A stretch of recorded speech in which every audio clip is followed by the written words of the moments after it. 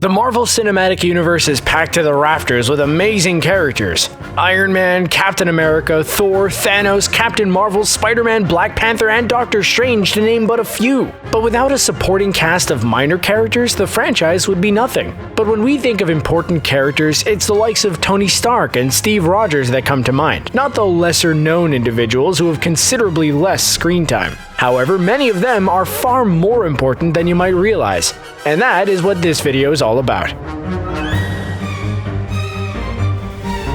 Yinsen is one of the characters in this video with the most screen time. But he's still only a minor character in the grand scheme of the MCU, so we're happy to include him. Played by Sean Toob, he was Tony Stark's fellow captive in that cave in Afghanistan in 2008's Iron Man. And he made a brief flashback appearance in 2013's Iron Man 3. But he was actually very important. He encouraged Stark to stand up and fight, both for his life and his legacy, and he made him understand the importance of family by sacrificing his own life to be with his family in the afterlife. Essentially, he can be credited with making Tony Stark the great superhero, husband, and father he turned out to be. Played by Paul Soles, Stanley Lieber is the pizzeria owner who appeared in 2008's The Incredible Hulk. He temporarily let Edward Norton's Bruce Banner stay at his place to hide from the military at a time when it seemed like the rest of the world was completely against him. He literally had nowhere else to go. Stanley was his last hope. Stanley, who was named after the late, great Stan Lee, whose full name was Stanley Martin Lieber, essentially enabled the Hulk to exist going forward in the MCU because without him, the big green guy may have ended up jailed in the same place as the Abomination, and he wouldn't have become a member of the Avengers, ended up in space, or anything else for that matter. Stanley wasn't the only minor character who played a major role in helping Bruce Banner in The Incredible Hulk. When he was working at the bottling plant earlier in the movie, he made friends with a co-worker who went by the name Martina. Played by Deborah Nascimento, Martina was saved from being harassed by a group of other co-workers when Bruce intervened. Given that Martina was also a neighbor of Bruce's, she allowed him to hide for a few moments in her apartment when General Ross and his special ops team arrived in Brazil to capture him. She enabled Bruce to escape back to America, where he was able to reunite with Betty Ross and learn more about his condition with Samuel Stearns, which was very important for him.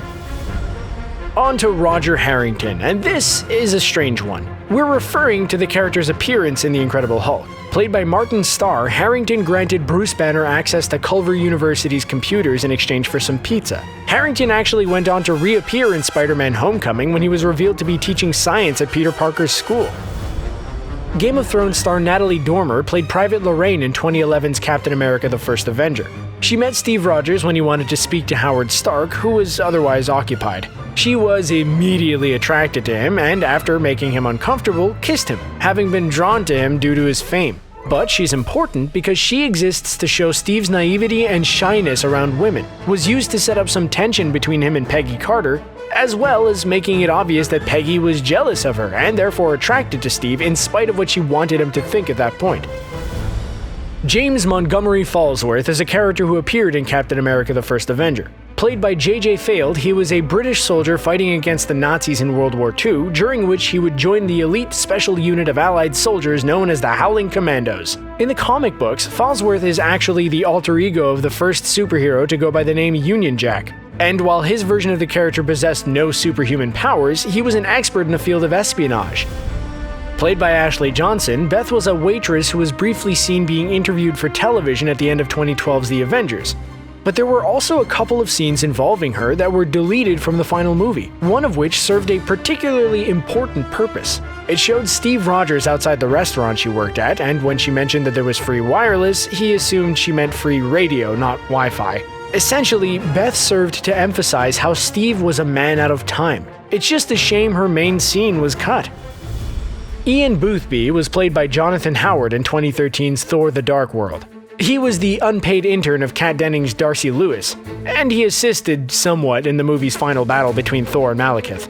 But he played a major role earlier in the movie when Eric Selvig was incarcerated, having lost his mind following Loki's invasion of it in the Avengers. Boothby posed as Selvig's son to get him out of the mental health facility, which resulted in Selvig playing a key part in preventing Malekith from plunging the universe into darkness. The MCU has a lot to thank Boothby for. In Thor: The Dark World, Jane Foster went on a date with Richard Madison, who was played by Chris O'Dowd. He might have only been a minor character, but he became very important. After Loki was apparently killed in battle, without the God of Mischief's knowledge of the secret portal back to Asgard, Thor and Jane Foster were trapped on Svartalfheim. But when Jane's mobile phone rang, it was Richard, and the fact that she had a signal alerted her to the fact that she must be close to a portal back to Earth. She was then able to use the phone's reception strength to find said portal, and without it, she and Thor would have been permanently stranded. Way to go, Richard! Moloka Dar was a prisoner in the intergalactic prison known as the Kiln. He appeared in 2014's Guardians of the Galaxy, played by Alexis Rodney. In the movie, he gathered a group of fellow inmates to kill Gamora, resulting in Drax interrupting because he wanted to kill her, and Peter Quill and Rocket turning up as well. Quill successfully calmed the situation down, and it was the first time he, Rocket, Drax, and Gamora were ever in the same room. Essentially, Moloka Dar brought the Guardians of the Galaxy together. Without him, they wouldn't have become familiar with each other, and therefore wouldn't have instinctively joined forces later in the movie. Rhomann Dey was a high-ranking member of the Nova Corps, played by the hilarious John C. Reilly in Guardians of the Galaxy. Whether or not he's still alive after Thanos decimated Xandar to obtain the Power Stone isn't currently known, but he's important regardless. He knew who Peter Quill was, having previously arrested him for petty theft. But he's particularly important because he recruited Richard Rider. With that in mind, his mere existence in the franchise might be a hint towards Nova's introduction in Phase 4. Cosmo the Spacedog is a specimen from a USSR space program who was brought to Tannelir Tavan's museum as a part of his obsession with collecting. Played by Fred the Dog, he was seen as part of Tavan's collection in Guardians of the Galaxy when he and Rocket growled at each other as Rocket walked past his glass cage. He was on screen for all of a couple of seconds, but he's actually a very important character in the comics. In fact, he's an actual member of the Guardians of the Galaxy who possesses various psychic abilities, including both telepathy and telekinesis. His appearance in Guardians of the Galaxy could have been foreshadowing him joining the team in the future. Karina was the Collector's slave, acting as his aide and servant. Played by Ophelia Lovibond, she first appeared in the mid-credits scene of Thor the Dark World, before having a slightly larger role in Guardians of the Galaxy. Upon realizing that the orb was actually the Power Stone, Karina decided to grab it and use it to escape her slavery, but it disintegrated her instantly. This was an important role as it emphasized the stone's power and how dangerous it was, which in turn highlighted Peter Quill's bravery in using it against Ronan at the movie's climax.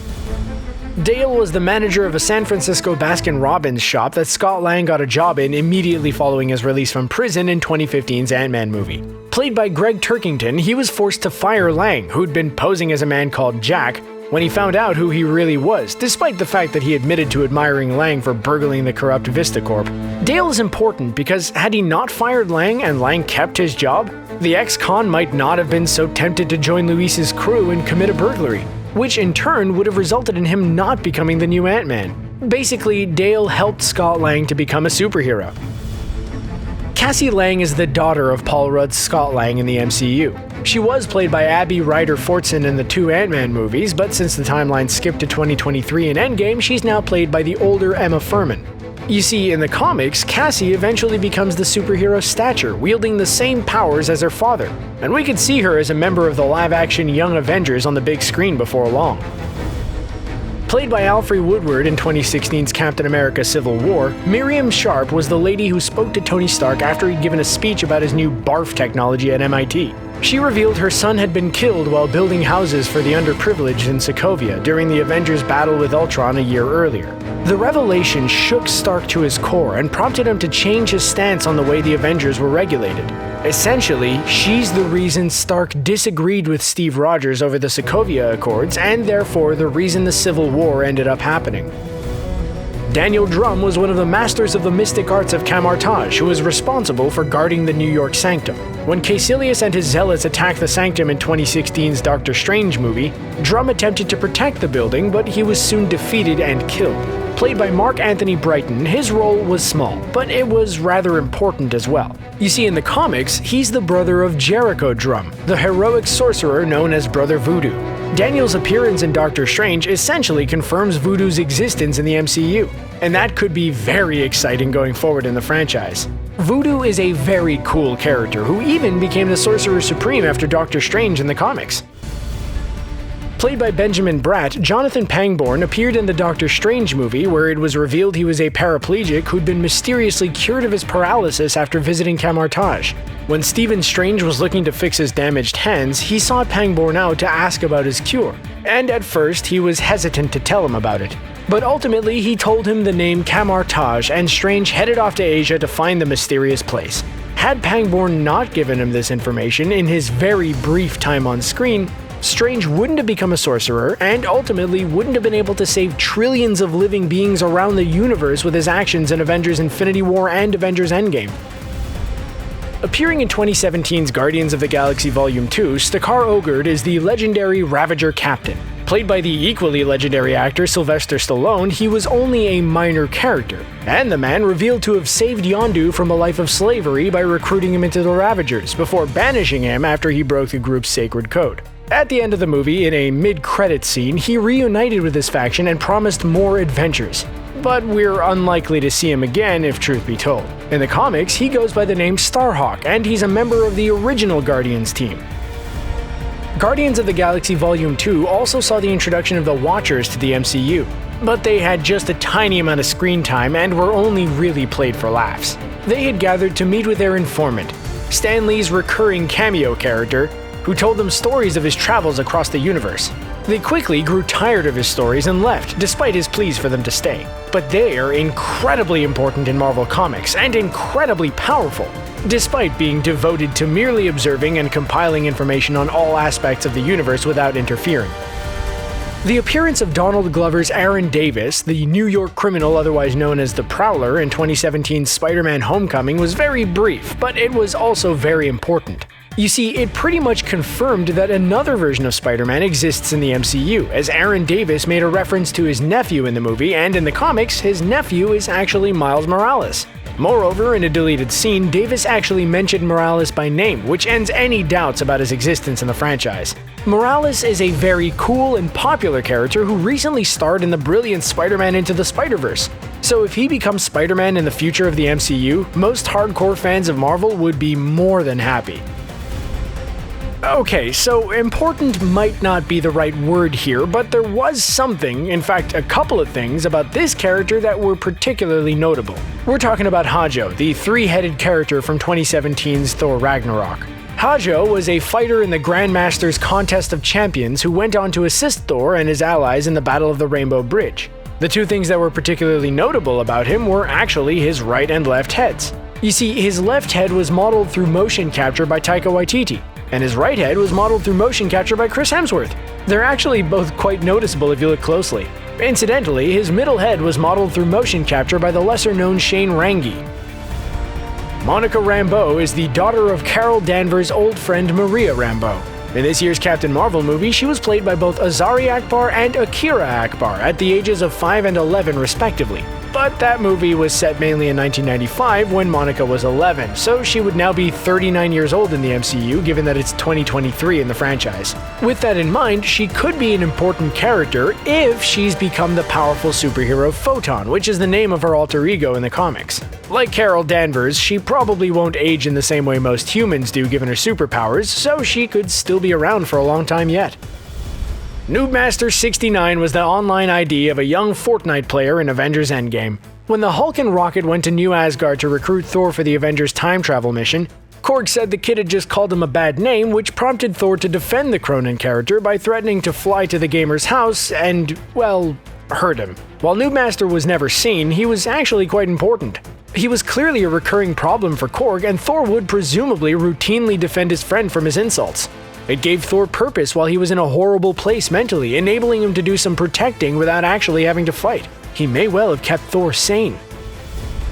Howard the Duck appeared in both Guardians of the Galaxy and Guardians of the Galaxy Volume 2 in tiny roles voiced by Buffy the Vampire Slayer star Seth Green. He was in the Collector's Museum in the first movie and even appeared in the movie's post-credits scene, then re-emerged in a brothel on Contraxia in the second. But as it turns out, he was more than just a comedic side character. If you look closely in the final battle of this year's Avengers Endgame, you'll see Howard was one of the warriors brought to Earth to fight against Thanos and his army. Wielding a machine gun, Howard arrived alongside the Ravagers through one of Doctor Strange's portals, and presumably kicked butt. So what did you think of this video? Can you think of any other minor MCU characters who were more important than most people realized? Let us know your thoughts in the comments section below. And don't forget to like, share, and subscribe to Screen Rant for more great videos like this one. Bye for now!